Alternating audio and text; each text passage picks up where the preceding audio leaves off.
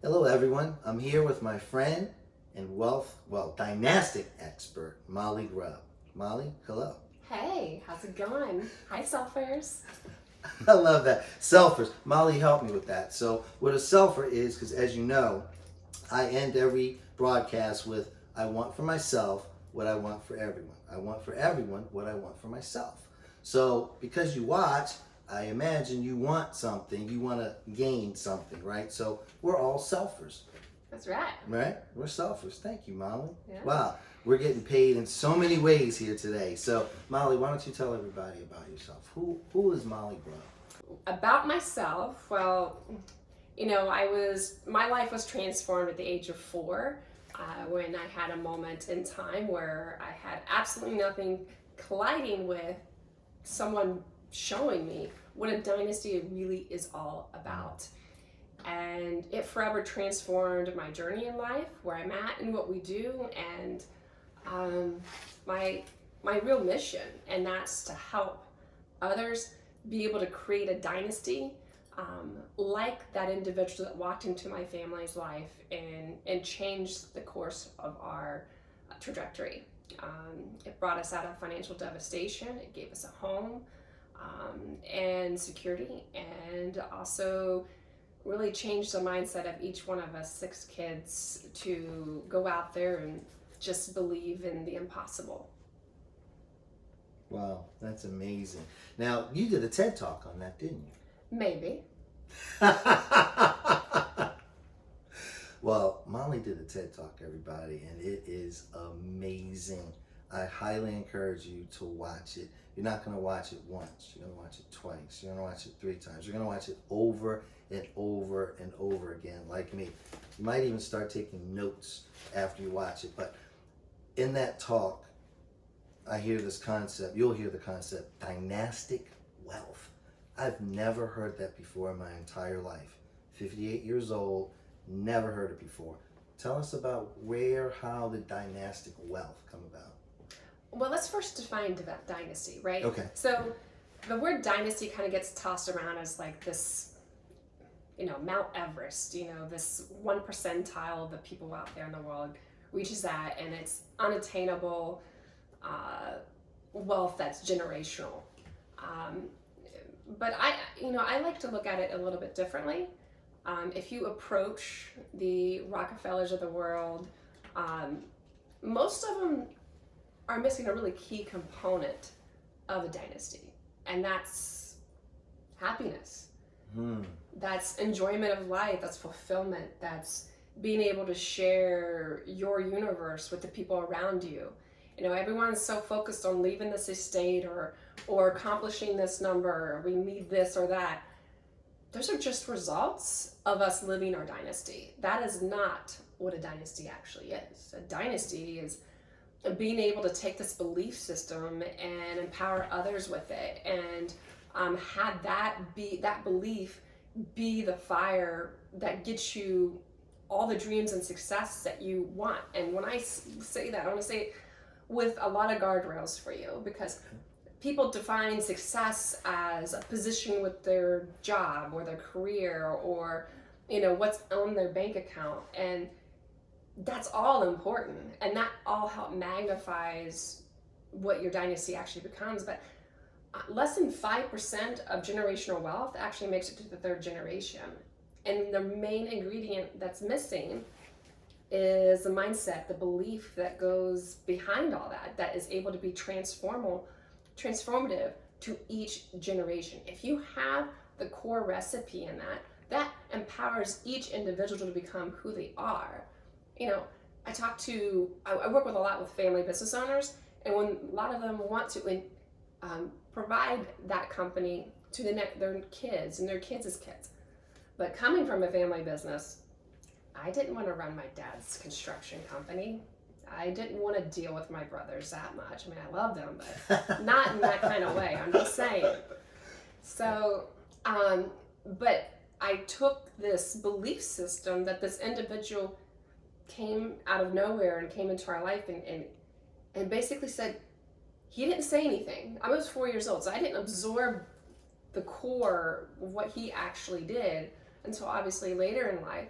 but he was a high school dropout to help his family. And he became, through that drive, he became a real estate mogul. He had an oil transportation company. He had a plastic business. He had a couple restaurants. He was just trying to create multiple streams of passive income, and by that was able to bless his family, and not only his family, but our family and many other families because of that belief system. And that became something that just gave in perpetuity, because it not only changed his life, his family's life, well, now it's the mission and everything that I am. And it also is the same way my siblings believe, is that, hey, I can take something that is absolutely impossible and make it happen, no matter what it is. And that's how we define what a dynasty really is, what it's all about. Just making your dreams come true. I mean, to get religious for a second, God spoke things into existence. Yes. He manifested things, and we're supposed to be made in his kind, right? Mm-hmm. So why the hell can't we? We're supposed to, I believe. Well, it happens, and that's why I had the love of my life. I spoke him into existence. That's why I have the dream house of my life. That's why I have the dream life. And I want to teach others to be able to do that, to have it. It's too short. Life is. Oh, you must share then. Or do you have to patent it first before you share? Oh, we might not want to go that route, do we? Maybe not. I don't know. See, I'm forcing everybody, as you can tell. I've spent a little bit of time with Molly and my wife, and every time I'm around her and the love of her life, I learn something new. I'm energized. I'm very, very thankful that I know not only, okay, here's that word, successful people, but they're also incredibly real. Realer than you'll ever meet. I mean, really down to earth. I mean, it goes on and on and on. They are just fabulous, fabulous people. I can't spend enough time with them.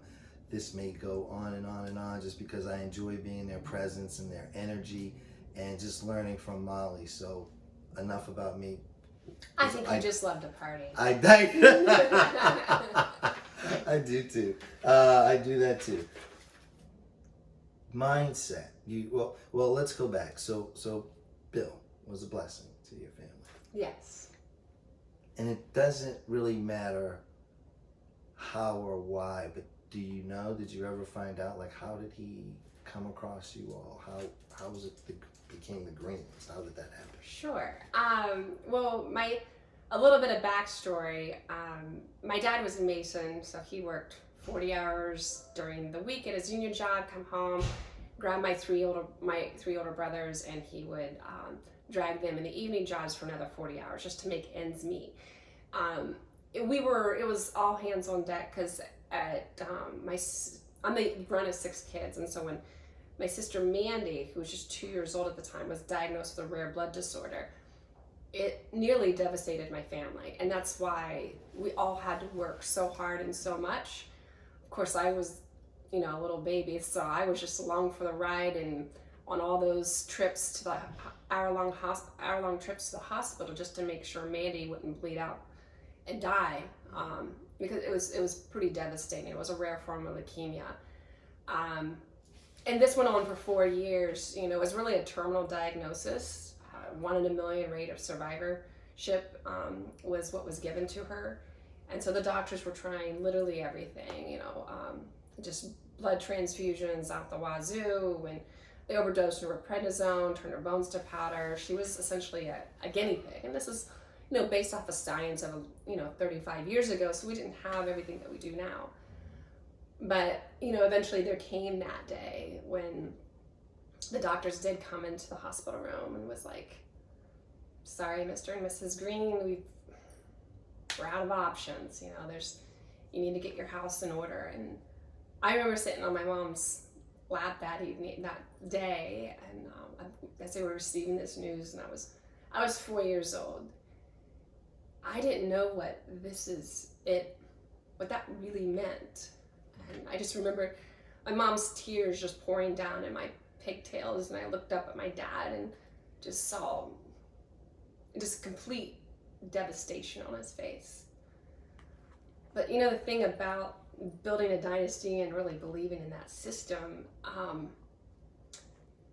you get kind of stubborn. You don't know what no means. And my mom she was pretty faithful, but my God, she was stubborn as hell. So she marched all 6 of us kids to church that evening, and well, over 1,000 people prayed. Remember what I said about bringing things into manifesting what you want in life? The next time that my parents went to the doctor with Mandy, you know what the doctor said?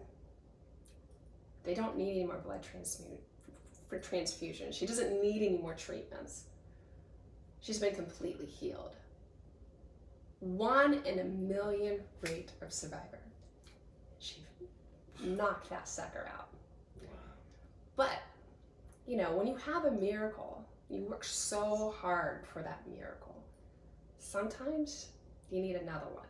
Because you see, the 4 years of investing in my sister's health, combined with the insurance defaulting on us, we were going to lose what little we had left. Our house, our dumpy little car that barely got us to the hospital. And so Channel 10 actually picked up our story.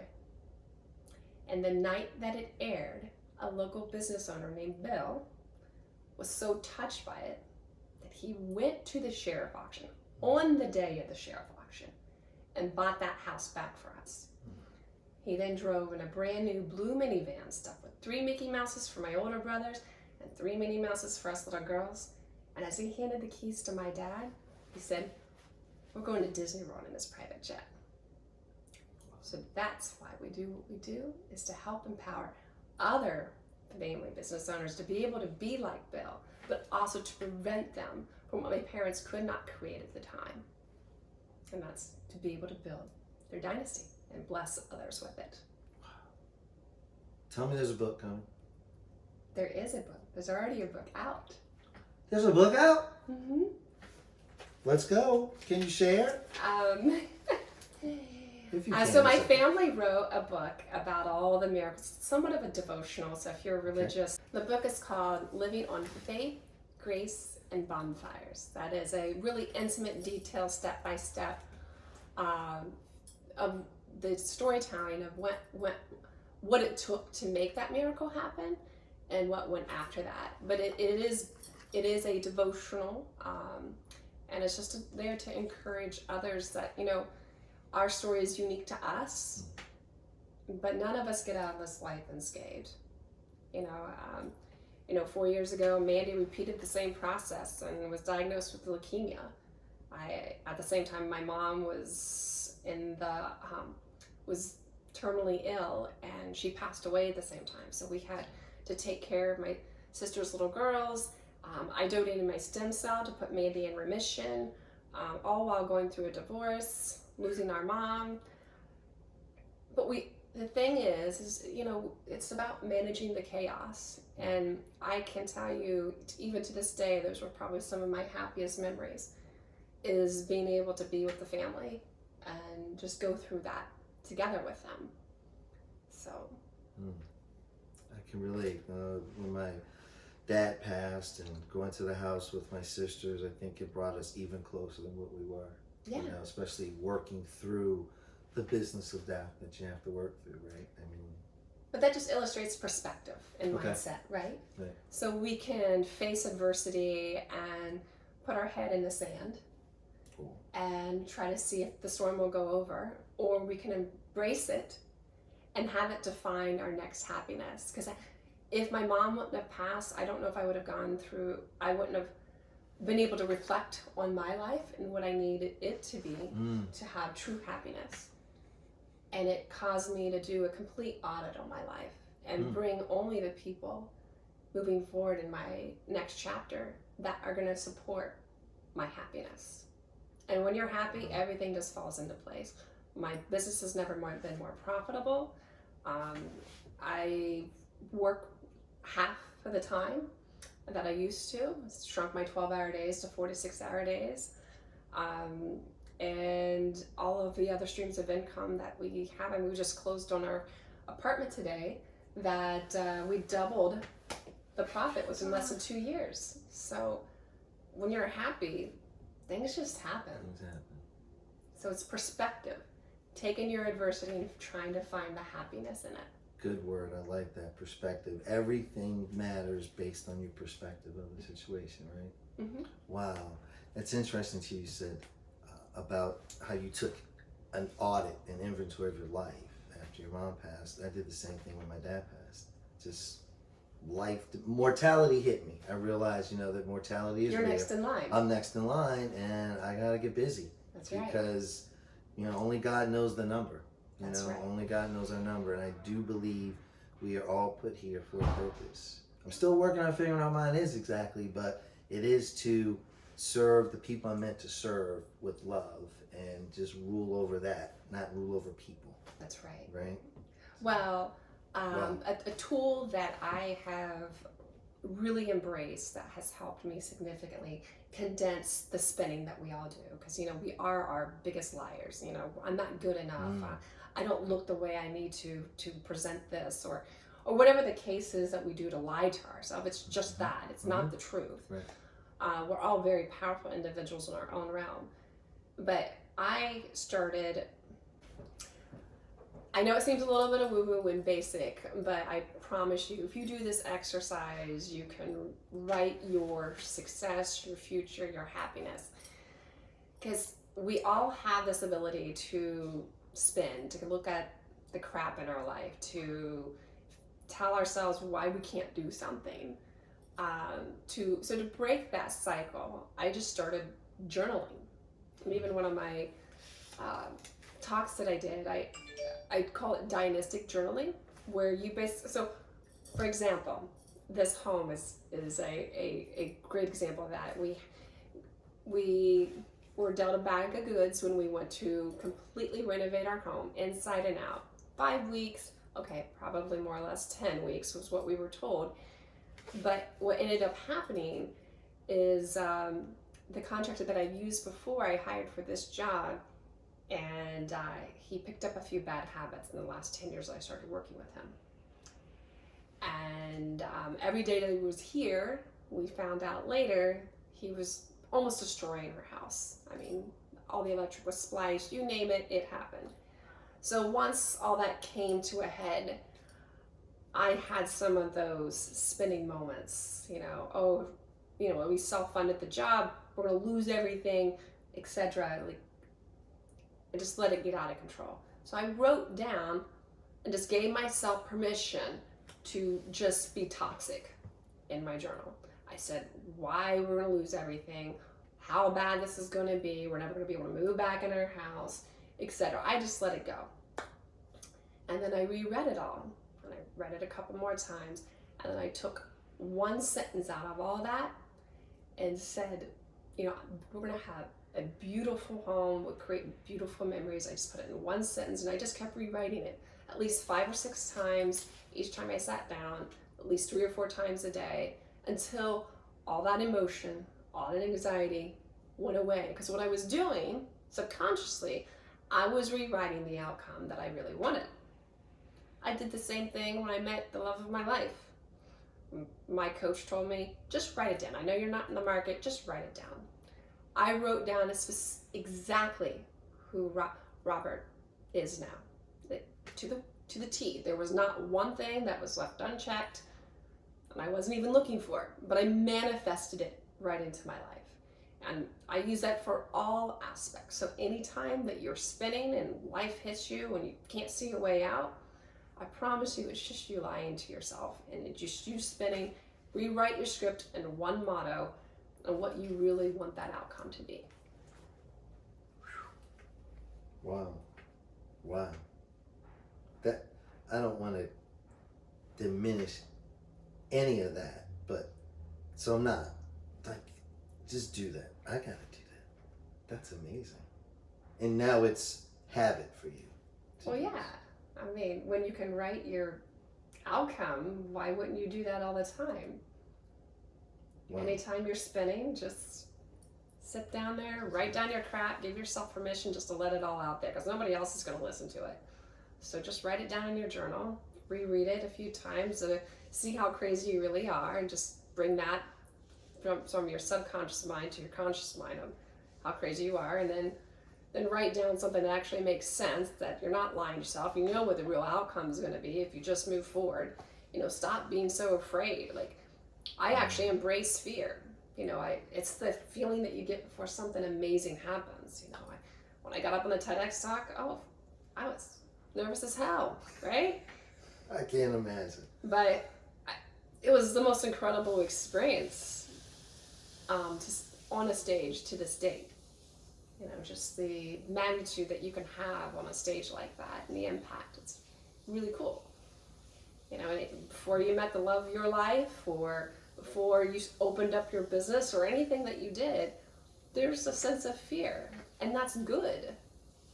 Don't run away from it. Don't be the reason why you don't open that business, or don't buy that car, or don't move forward in something that you know is going to bring you success. And don't find 20 reasons why not to do it because you're just too freaking afraid to do it.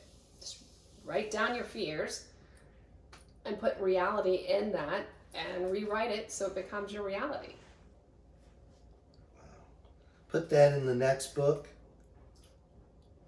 because there's more than one coming, I'm sure. Well, that's my family's book that I gave you, but I have a book. You have a book? Well, yeah, it's called Build Your Dynasty. It's how to free up your resources, time and wealth to allow you to build and protect your dynasty. So it's more of a workable book, because Okay. I'm not here to entertain. I will be entertaining, but I'm not here to entertain.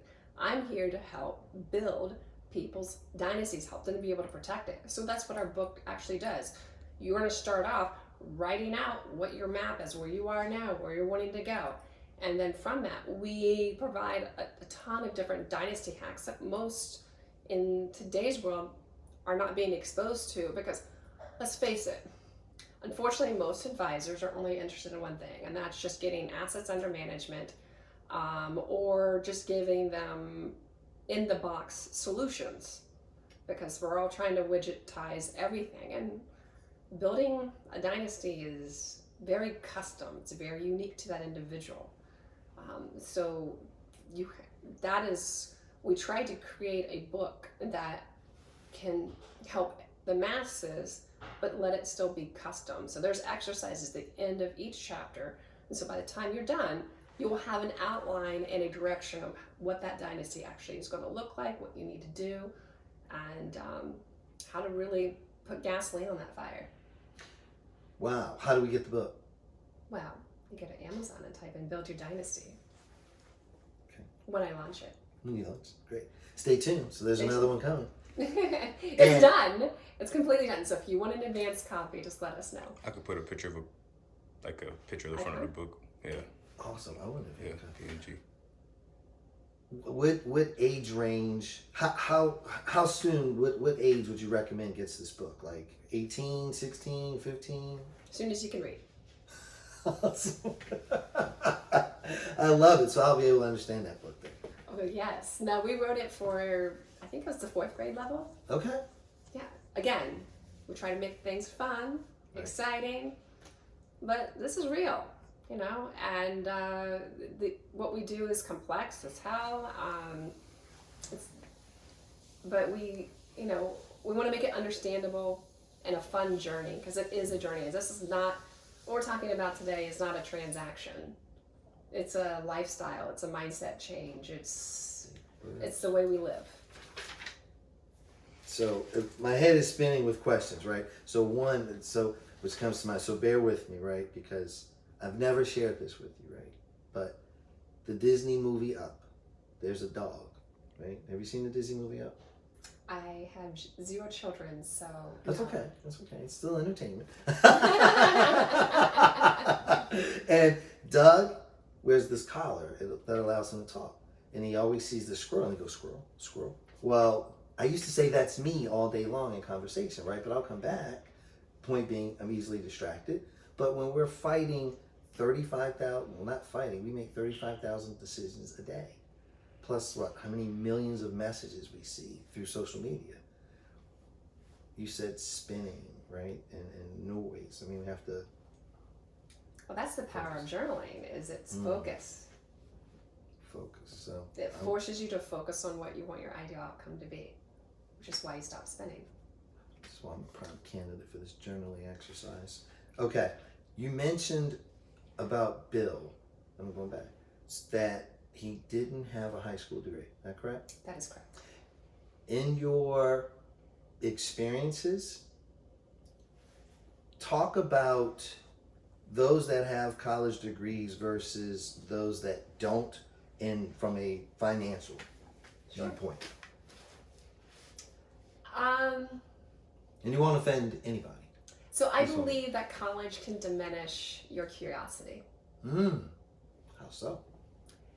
Well, college is there to make sure you have this amazing job that you're going to be probably miserable at for the next 40 years, right? But I mean, on my college degrees, or I graduated as an actuary. I say that I'm a recovering actuary, so which means that it's a complete miracle that I'm even here talking to you today, because actuaries don't know how to even form a sentence or a conversation. They're just extreme introverts. But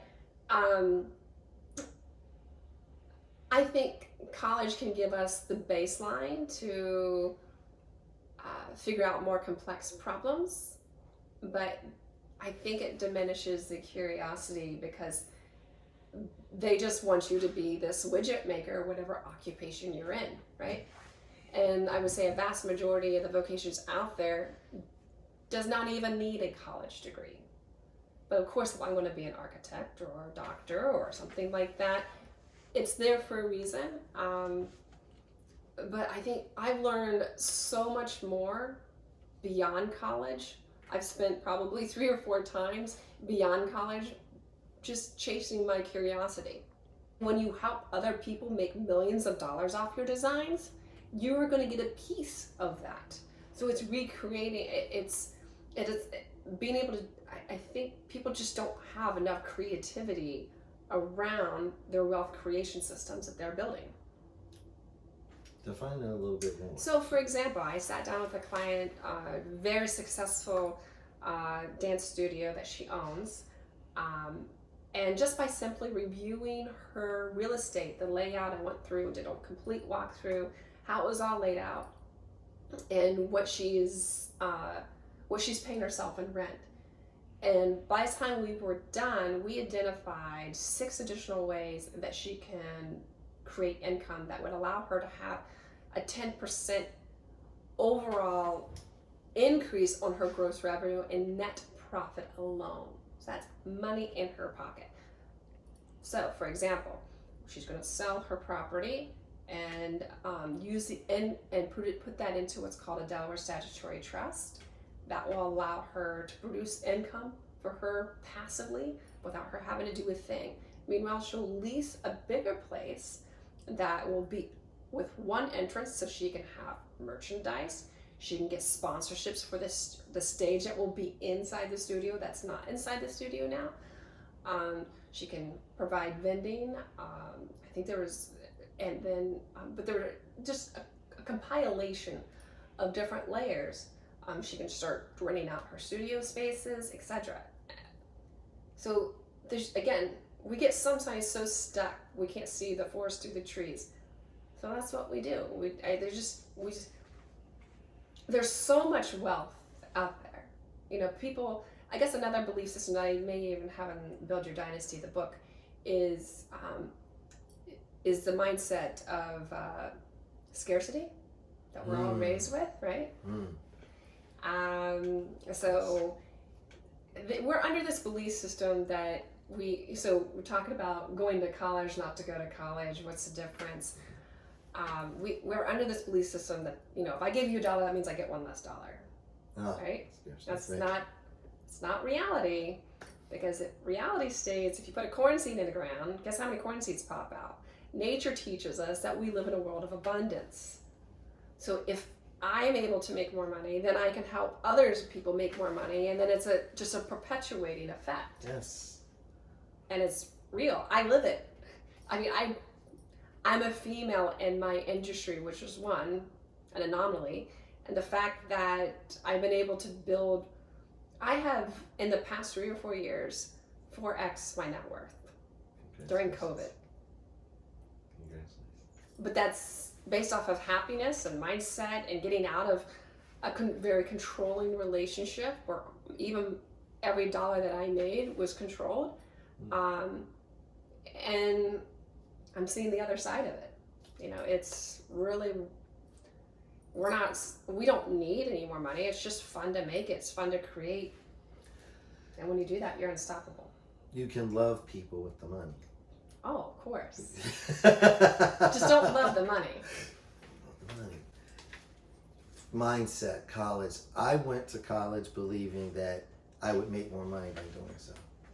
Wanting to study hotel management, which I found out now, 40 years later in the industry, I didn't even need a college degree to excel in this industry or to do it. Great experience. I used to say after I put my foot in my mouth that college means you can complete a long-term goal and that you pay for it. Because they don't give it to you until you pay for it. That's right. Whether it's finance or you pay it outright, you're not getting that sheepskin until the bill is cleared. And when you went to school, you could afford it. Yeah. Exactly. So. And now that's being ripped away from kids. It's a great experience, but it doesn't mean, like, I wanted to be rich. And I thought college was going to help me be rich. And did you know what that even meant? No. A bigger house, different big? Neighborhood, bigger What's than the one I different? grew up in. Did you even write what any of that meant? No. It was just... I did write a paper once, though. It was very sarcastic, and I called it Who Stole the American Dream. I wish I still had it. But I was really negative on people that I perceived that had more money than what my family had. We are so stuck in comparing ourselves to other people. And I want to have something more than this. But nowhere in... Can you just say, I want to be happier than you? Then everybody wins if I want to be happier than you. Because what it takes to be truly, truly happy, then everybody's just going to be happy.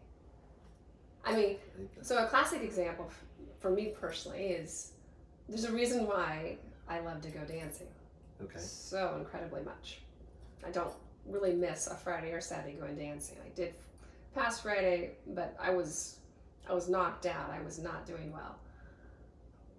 But 35 years of it, it was kind of a movie of the Footloose, right? I was the one not allowed to go dancing. But what I have found in the power of dance is that I don't care what anybody else thinks. It is my freedom, and I just go out there and I just embrace life to the fullest. And there's that beat to it.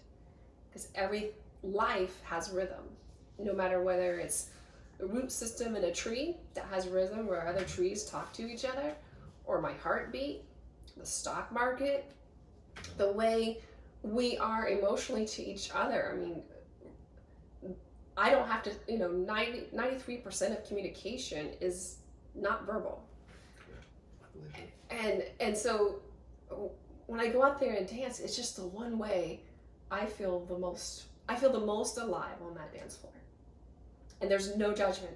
People take tons of videos of us and they're kind of creepy about it at times, but it doesn't matter. I want to show others to just live life to the fullest and just embrace it and just let go of any of these handcuffs that we put on ourselves, that we have to look a certain way, we got to dance a certain way so someone else looks at us, or we make somebody else jealous. We're trying to worry about these other factors that doesn't define what happiness is all about. And that's just going out there and just dancing through life. Another book. I love that. Well, thank you. Okay, the book, Mindset. All right.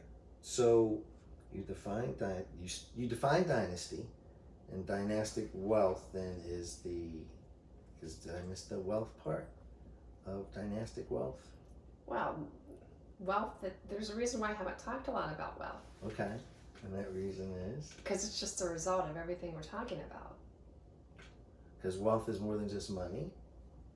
Yeah, but if you're happy, if you can fix your mindset, if you have to be of abundance, and that word. and you only have people in your life that are going to support your happiness. So one thing I did find out when I went through my crazy 4 years ago with my mom passing, in going through a divorce, I had to take a step back and redefine what family really was. And that is someone who supports your happiness no matter what. And that was a really hard thing for me to understand and embrace. But it's brought me to this point. And so many times we have the most toxic people in our lives are the people that we're in the closest relationships with. And they're always going to prevent you from creating what your dynasty is. So there's just some hard truths we all have to look at and do an audit on our relationships, because I'm sure most have heard that your network is your net worth, right? So if you have people that are trying to, when I was out one night, I had someone say, "Ma'am, you need to bring it down. You are intimidating all the women around you. You need to bring it down." And all I wanted to do was just bring it up. I want women to understand that you can be independent. You can have whatever you want. You don't need another person to provide that happiness to you, another man, another job, another whatever it is. And we're all very powerful beings on our own. So, Well, that's good. level up. Level up. Another book. Another book. You are a top selling author. Oh dear, that's dangerous. Multi. So what would you like to leave the Selfians with? What should people do next after listening to you? What do you want people to know, along with being happy, level up, we're powerful beings in ourselves? Is there something inside of Molly that hasn't come out yet tonight? So it's funny in getting people's feedback on Robbie and I's relationship, because we are a pretty dynamic couple. You are. He's amazing at design, and I'm amazing with wealth, and when you collide the two together, it's a lot of fun. It's a lot of fun. But I'm like, I told him the other day, I'm like, I do what you do. I just do it with money. You create products, you create these things, but I create money. I create wealth. But what I'm talking to you today is the foundation that you need to be successful, to define those things.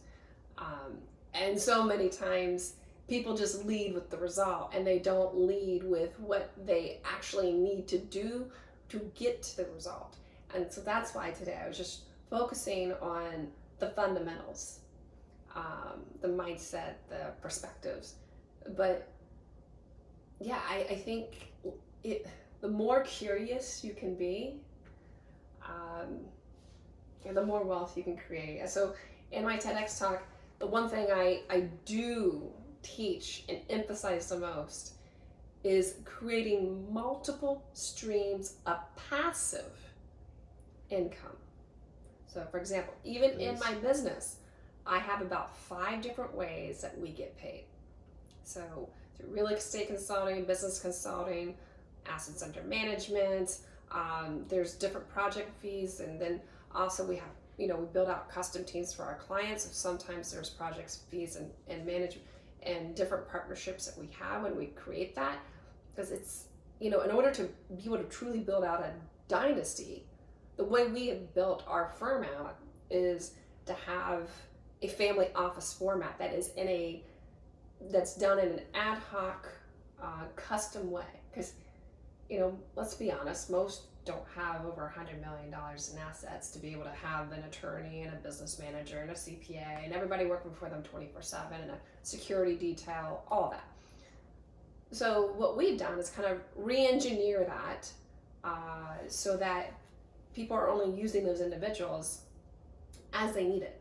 So we create that custom team. So if you have a CPA, then we're working with their CPA, and we're bringing in attorneys as they're needed, and then we're phasing them in and out as clients are going through those different phases. So it becomes very economical, because building a dynasty is not an isolated job. It's not a one-person job. You got to have everybody that's going to be smarter than you all working for you, and then you need someone to quarterback that process, because you should not be the designer. You shouldn't be the designer and the operation manager of your dynasty. We try to have it so all of our clients, all the only thing they're doing is just making decisions. That's it. They're not the ones going out there and scouting out all the different techniques to be able to create the dynasty, how to free up wealth. I mean, for example, I showed another client the other day. He had a 401k, was thinking he could just do $24,000 a year. No, I changed it so he can put $350,000 away in his plan every year, so it lowers his tax bracket by about 12%, and then it phases him back in all these other credits, and now he's got a lot more loyalty with his employees. He's obviously making a lot more. On top of that, he's not sending another 50 grand to Uncle Sam that he was going to beforehand. So it's being able to work with really creative people, and having that team to support you. Okay, I said last thing, but yeah. So, are you helping anyone new? And if you are, is there like a prerequisite or attributes you look for before you decide to help the next person build dynastic wealth? Of course. Yes, we are very selective on who we take on, because as you can imagine, our process is quite extensive. So there's an extensive interview process, who that person might be. We do have our parameters, because of course they need to afford us, which is why we then have all this other learning material, because we know I want to be able to help the world, but I there's only one of me, so we put out material. But no, if they're complicated enough, that is a huge indicator for us to be able to add value. Okay. So, but typically we're attracting family business owners 2 to 10 million in either net worth or annualized revenue. It's kind of our sweet spot. Do we take clients that don't fit that mold? Yes, and that is our criteria. They got to be complicated enough. Complicated enough. Mm-hmm.